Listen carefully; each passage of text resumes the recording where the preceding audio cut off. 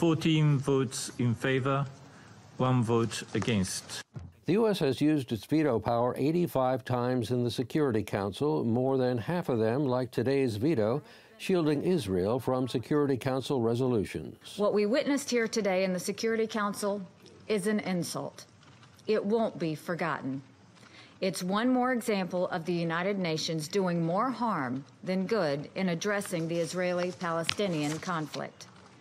Today, for the simple act of deciding where to put our embassy, the United States was forced to defend its sovereignty. The resolution drafted by Egypt called for the reversal of President Trump's recognition of Jerusalem as the capital of Israel.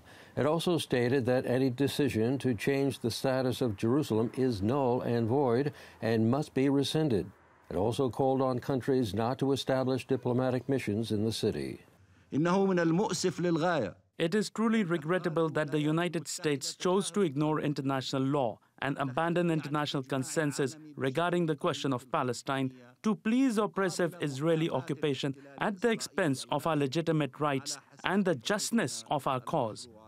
With this veto, the U.S. missed an opportunity to correct its illegitimate decision regarding Jerusalem and went further in its historic mistake. Israel's envoy lashed out at the 14 council members who voted in favor of the resolution. Those who will vote for this resolution are displaying a ridiculous double standard. Every other country in the world, every other UN member state designates its capital city. Only when it comes to Israel, this most basic national right is questioned and condemned. Middle East experts say that the U.S. veto seriously damages the U.S. credibility in trying to negotiate a settlement between Israel and the Palestinians.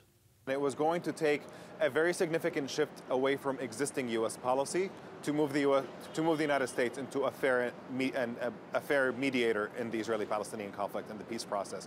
So this step pushed things in the wrong direction in a very, very major way. So any kind of minimal backtracking at this point, I don't think brings us closer to the U.S. playing a productive role.